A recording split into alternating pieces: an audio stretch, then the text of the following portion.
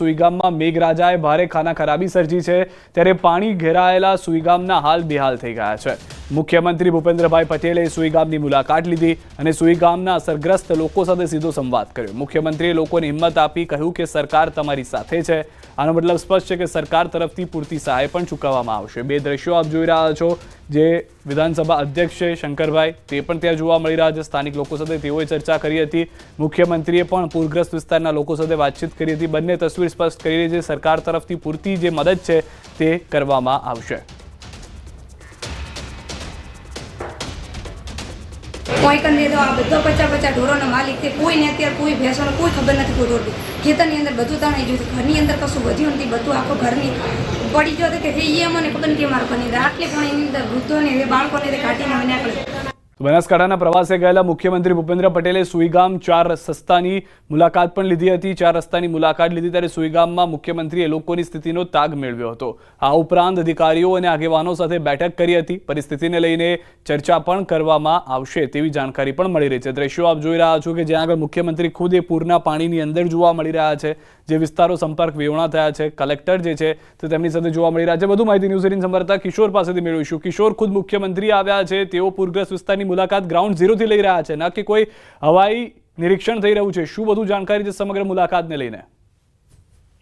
ચોક્કસથી જે મુખ્યમંત્રી છે તે પહેલા સુઈગામ 4 રસ્તા પહોંચ્યા હતા અને સુઈગામ 4 રસ્તા જે પાણી ભરાયેલા હતા તે પાણી ભરાયેલાનું સ્થળનું જાતે જ પોતે ઉતરીને નિરીક્ષણ પણ કર્યું હતું અને તે બાદ તેઓ છે તે CHC ખાતે ગયા હતા અને ત્યાં આગળ 125 જેટલા રેસ્ક્યુ કરીને જે બહેનોને લાવવામાં આવી હતી તે બહેનોને મળ્યા હતા અને તેમના ખબર અંતર પણ પૂછ્યા હતા અને બહેનોએ જે રજૂઆત કરી હતી તે CMએ સાંભળી હતી અને તેમને સાંત્વના પણ આપી હતી।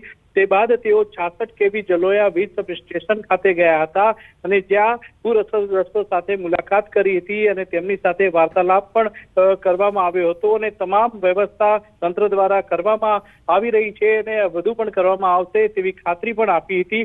તે બાદ CM જે છે તે સુઈગામ પ્રાંત કચેરી ખાતે પહોંચ્યા છે અને તેમની સાથે વિધાનસભા અધ્યક્ષ શંકરભાઈ ચૌધરી પણ પહોંચ્યા હતા અને અત્યારે સુઈગામ પ્રાંત કચેરી ખાતે અધિકારીઓ સાથે CMની જે મિટિંગ ચાલી રહી છે અને આ મિટિંગની અંદર બનાસકાંઠા સાંસદ જ્ઞાનીબેન ઠાકોર પણ પહોંચ્યા હતા અને જ્ઞાનીબેન ઠાકોરે CMને મળીને માંગ કરી હતી કે બનાસકાંઠાના પૂર માટે 1000 કરોડનું જે પેકેજ છે તે જાહેર કરવામાં આવે।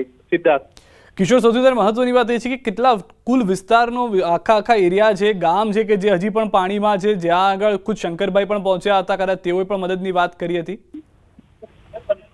ચોક્કસથી સુઈગામમાં પહોંચવા માટે પણ ગાડી આવી નથી શકતી। સુઈગામ પહોંચવું હોય તો તમારે ગાડી મૂકવી પડે છે અને ટ્રેક્ટરમાં બેસીને સુઈગામ પહોંચી શકાય છે, કારણ કે થરાદથી જ્યારે વાવ આવો છો ને વાવથી સુઈગામ જઈએ છીએ ત્યારે વચ્ચે પાણી ભરાયેલા હોવાથી સુઈગામ પહોંચવામાં પણ મુશ્કેલી પડી રહી છે। મહત્વની વાત તો એ છે કે વિધાનસભાનું સત્ર ચાલુ હતું છતાં પણ શંકરભાઈ એ સત્ર છોડીને રાત્રિ દરમિયાન થરાદના અલગ અલગ વિસ્તારોમાં ફર્યા હતા અને તે બાદ આજે ફરી એકવાર શંકરભાઈ ચૌધરી ગાંધીનગરથી સીધા જ સુઈગામ જે પ્રાંત કચેરી ખાતે પહોંચ્યા છે અને અત્યારે જે પ્રાંત કચેરી ખાતે મિટિંગ પણ ચાલી રહી છે તેમાં CM પણ હાજર છે, તમામ બનાસકાંઠાના ઉચ્ચ અધિકારીઓ પણ હાજર છે અને તમામને દિશા નિર્દેશ આપવામાં આવી રહ્યા છે। મહત્વની એ વાત તો એ છે કે ગઈકાલથી જ થરાદ અને વાવ વિસ્તારની અંદર જે પૂર અસરગ્રસ્ત વિસ્તારો હતા ત્યાં આગળ સર્વે પણ ચાલુ કરી દેવામાં આવ્યો છે અને અલગ અલગ અધિકારીઓ દ્વારા સર્વે પણ કરવામાં આવી રહ્યો છે અને જ્યારે લોકો મુખ્યમંત્રીને મળી રહ્યા હતા, મુખ્યમંત્રી સાથે બેઠક લોકો જ્યારે કરી રહ્યા હતા ત્યારે લોકો માંગ કરી રહ્યા હતા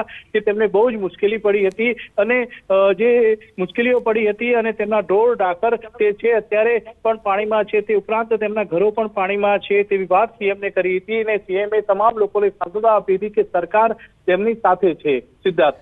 આભાર કિશોર સમગ્ર માહિતી બદલ। તો મુખ્યમંત્રી પણ મળ્યા, જે દ્રશ્યોમાં પણ આપ જોઈ રહ્યા છો, જે રીતે કિશોરે પણ હાલમાં કહ્યું, પરિસ્થિતિ એ છે કે કેશ ડોલ્સથી લઈને તમામ આર્થિક સહાય આપવામાં આવશે, ઘર વખરીને લઈને જરૂરિયાતની જે વસ્તુઓ છે તેની કિટ્સ પણ આપવામાં આવી રહી છે। ખુદ મુખ્યમંત્રી નિરીક્ષણ કરી રહ્યા છે સમગ્ર પરિસ્થિતિનું।